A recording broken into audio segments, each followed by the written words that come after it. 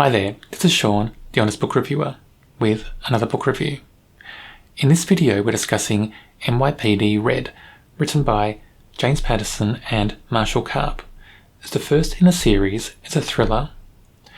I do want to read the rest in this series, but the characters are just a bit superficial at the moment in this series in the first book, and the book didn't hook me straight away like many Patterson books do. It took a while for me to get engaged in this story fully.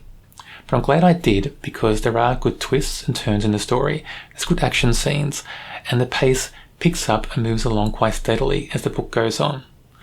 I just want more depth in those main characters especially. We start off this book with the villain's POV, and I did like that in this story that we had chapters from the POV of the villain. It made it quite engaging and quite thrilling, and as the story went on, the villain became a bit more in-depth than even the main characters, and I did enjoy that in this book, and I got to see behind the villain's eyes what the villain was thinking, and that was just a bit thrilling, I think, in this book. Anyway, we open up with the villain committing a crime in the first chapter or two of this story. It's not as engaging as I thought it would be for that to happen at the start of the book, and that's because it's a little bit cheesy with the villain in the scene for that start of the book, and I think that took away from some of the thrills in that first chapter or two. That's a shame, because as the book goes on, that villain engages you more and more as the story goes on. I just wish that it engaged me more in those first two chapters in this story. Then we switch to our main character, Zach Jordan. He's a detective in a special unit called Red. Now, Zach Jordan, the name, I think the authors are trying to give him a powerful name. No, Zach Jordan, big letters, flashing, exclamation point. So I think that's the reason behind his name. Also, he's described as model-like, very good looking, all the ladies like him. Everything about him speaks, hero, model, strong, Zach Jordan, big letters. And that gets a bit tiresome in this book. Basically, every character we come across, every main character, is model-like. So, Jack's new partner, Kylie, is model-like. And she's married to somebody who's model-like. A police psychologist who's recently divorced and separated. And Zach and this person seem to have a little bit of a flirting thing going on. She's described as model-like as well. I mean, where's the reality in this story? Is every person in this book going to be model-like? And I think even the villain is described as model-like in this story, and his girlfriend. So it just seems a bit too unreal. So when we have Zach's new partner, Kylie, come on the scene, we learn that they've got a past.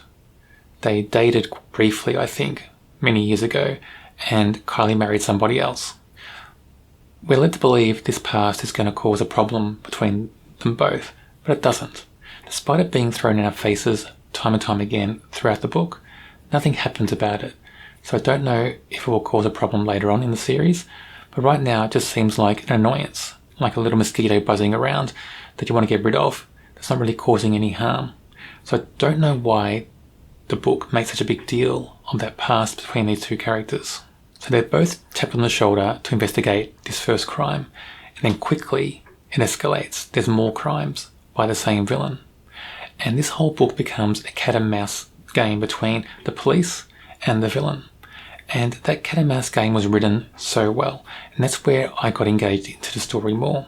The cat and mouse game, the action, the suspense between the good guys and the villain, that really got me hooked into this story. But it's a strange one for me because I was engaged more with the smaller characters than our two main characters. And for a series that's got 6 or 7 books so far, I would have thought that I'd be engaged with the main characters more.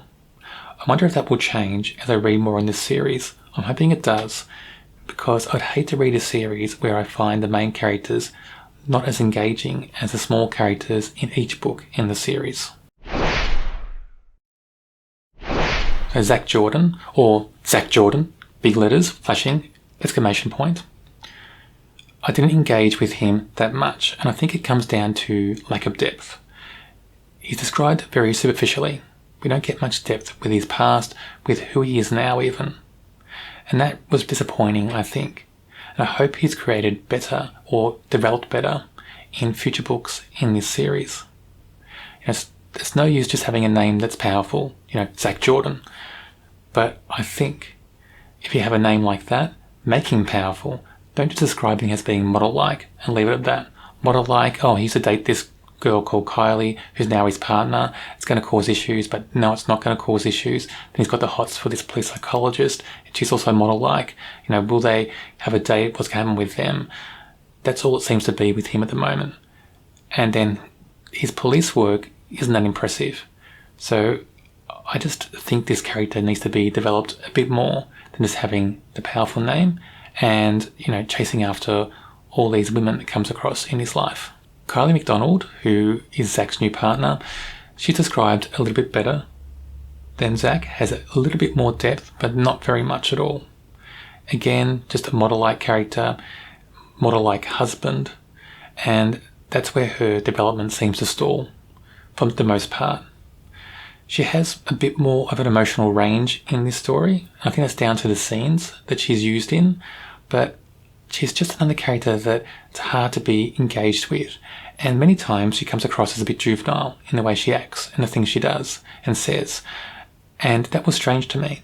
We've got this elite police detective who's on this elite police force, and she's acting a bit juvenile when they've got this huge high-profile case to solve. That was strange in the story. Lexi, who's the villain's girlfriend, the main villain's girlfriend, I like this character a lot, and it's my favourite character in the book. She's quirky, she's fun, she's engaging, she has great personality shifts in the story, and a great history as well. We get her history more than we get from the main characters. I like this character, and she drives so many things in this book, and I would have liked to see more of Lexi in this story. Lexi should have been used more. She's used to a really good degree in the book, but sometimes I think she should have been the main focus. While I didn't think that this book was the best first book that it could have been in a series, we don't get to see that depth in the main characters. The villains have more depth than the main characters, and the villains are more exciting and engaging than the main characters. I still rate this a 3 out of 5, and that's down to the cat and mouse game. That tension, suspense and action that happens in that cat and mouse game just gets you hooked and engaged in this story. But the story didn't engage me from the very start, and many Patterson books do. It took me a while to get fully engaged and intrigued into this story.